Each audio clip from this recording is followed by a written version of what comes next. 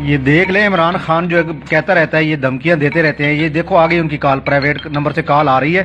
میں بھی یہ کال اٹینڈ کرتا ہوں، آپ دیکھیں اس کو. حقائق پر مبنی خبریں، تجزیے اور تبصرے دیکھنے کے لیے پاکستان ڈیلی نیوز کو سبسکرائب کریں تاکہ آپ کو ہر نئی آنے والی ویڈیو کا نوٹیفیکیشن ملتا رہے، اور ویڈیو کو لائک اور شیئر کریں. شکریہ. السلام علیکم. السلام علیکم. وعلیکم السلام. آپ ٹھیک ہیں بھائی؟ الحمدللہ بالکل خیریت.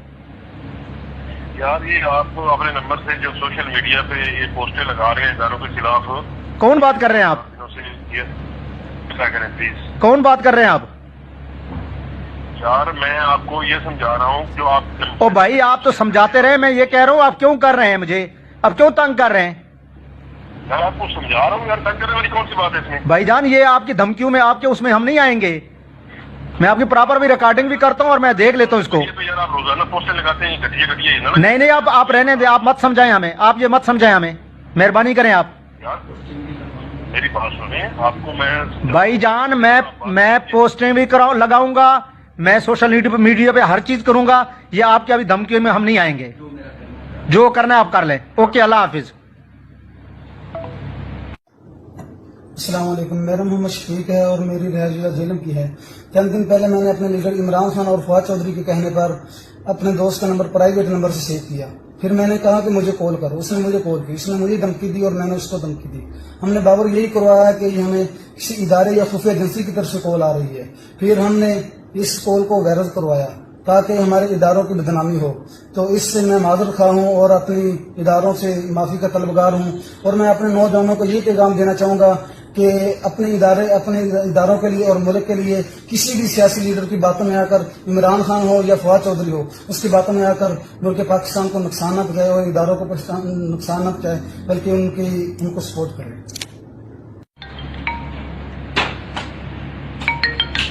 یہ دیکھ لیں عمران خان جو کہتا رہتا ہے، یہ دھمکیاں دیتے رہتے ہیں. یہ دیکھو آگے ان کی کال پرائیویٹ نمبر سے کال آ رہی ہے. میں بھی یہ کال اٹینڈ کرتا ہوں، آپ دیکھیں اس کو. السلام علیکم. السلام علیکم. وعلیکم السلام. آپ ٹھیک ہیں بھائی؟ الحمدللہ بالکل خیریت. یار یہ آپ اپنے نمبر سے جو سوشل میڈیا پہ یہ پوسٹیں لگا رہے ہیں اداروں کے خلاف، کون بات کر رہے ہیں آپ؟ کیا کریں پلیز؟ کون بات کر رہے ہیں آپ؟ یار میں آپ کو یہ سمجھا رہا ہوں جو آپ او بھائی آپ تو سمجھاتے رہے، میں یہ کہہ رہا ہوں آپ کیوں کر رہے ہیں مجھے؟ اب کیوں تنگ کر رہے ہیں؟